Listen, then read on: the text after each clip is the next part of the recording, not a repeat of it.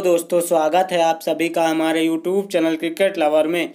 बांग्लादेश के 227 के जवाब में भारत पहली पारी में 314 रनों पर ऑल आउट हो गया। इस तरह टीम इंडिया को 87 रनों की बढ़त नसीब हुई।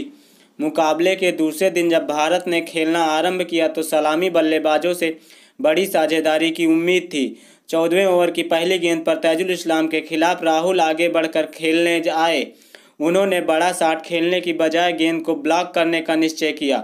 बॉल पहले फ्रंट पैड पर टकरा गई और राहुल 45 गेंदों पर 10 रन बनाकर चलते बने। 16वें ओवर की पहली गेंद पर तैजुल के खिलाफ सुमन गिल ने स्वीप शॉट खेलने का प्रयास किया। बल्ले और गेंद में तो कोई संपर्क नहीं हुआ, लेकिन इस बार भी बॉल फ्रंट पैड से जा लगी। नतीजा यह हुआ कि 38 रनों के कुल योग पर दोनों सलामी बल्लेबाज पवेलियन लौट चुके थे। लगातार चेतेश्वर पुजारा बिखरती पारी को संभालने लगे, लेकिन तैजुल इस्लाम की ही गेंद पर फॉरवर्ड शॉट लेग पे खड़े मोमिनुल ने एक बहुत शार्प कैच पकड़ लिया। 55 गेंदों पर 24 रन बनाकर पुजारा वापस लौट गए और रही सही कसर विराट के 24 रन बनाकर आउट होने से पूरी हो गई। लंच के बाद तस्किन अहमद लगातार ऑफ स्टंप के बाहर गेंदबाजी करने लगे। इसी बीच एक गेंद एंगल के साथ अंदर की तरफ आई, लेकिन टप्पा खाने के बाद सीधा हो गई। विकेट कीपर के हाथों में विराट का एज पहुंच चुका था। स्कोर हो गया 37.4 ओवर के बाद 94 रन पर 4 विकेट। यहां से हालात मुश्किल नजर आ रहे थे, लेकिन मैदान पर मौजूद थे श्रेयस अय्यर और ऋषभ पंत। दोनों ने देखते देखते 61-59 रनों की पार्टनरशिप कर दी। दिलचस्प यह था कि श्रेयस और पंत लगातार आक्रामक बल्लेबाजी कर रहे थे। सीमा रेखा पार भेजे गए कई शॉट्स की बदौलत लगा कि भारत बांग्लादेश पर बड़ी बढ़त हासिल करने के करीब जा रहा है, पर मेहदी हसन के 68वें ओवर की 5वीं गेंद पर खेला हो गया। टॉस्ड ऑफ डिलीवरी पर बल्ले का महीन किनारा सीधा विकेट कीपर के दस्तानों में। 105 गेंदों पर 93 रन बनाकर ऋषभ पंत पवेलियन की तरफ लौट चुके थे। टेस्ट क्रिकेट में छठी दफा ऐसा हुआ जब यह स्टार विकेट कीपर बल्लेबाज नर्वस 90s का शिकार हो गया। साकिब के 71वें ओवर की तीसरी गेंद पर अक्षल पटेल लॉफ्ट शॉट खेलने के लॉन्ग ऑन की तरफ चले गए, लेकिन कैच थमा बैठे।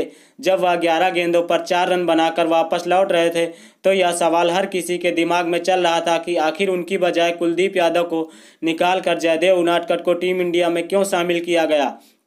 73वें ओवर की चौथी गेंद पर साकिब के खिलाफ श्रेयस ने स्वीप शॉट खेलने का प्रयास किया, लेकिन गेंद को उम्मीद से कम बाउंस मिला। 87 रन बनाकर श्रेयस अय्यर पवेलियन की तरफ बढ़ गए। पिछले साल डेब्यू टेस्ट में शतक जड़ने के बाद से श्रेयस दूसरा टेस्ट शतक नहीं लगा सके। इसके बाद 81वें ओवर की पहली गेंद पर अश्विन के एलबीडब्ल्यू कर साकिब ने भारत की बड़ी बढ़त बनाने की उम्मीद तोड़ दी।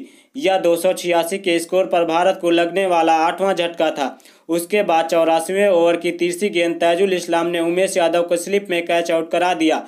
दरअसल 3 चौके जड़ चुके उमेश लगातार स्लॉग हिटिंग कर रहे थे और ऐसे में उनके बल्ले का मजबूत किनारा स्लिप फील्डर के हाथों में चला गया। साकिब के 86वें ओवर की तीसरी गेंद पर मोहम्मद सिराज स्टंप आउट हो गए।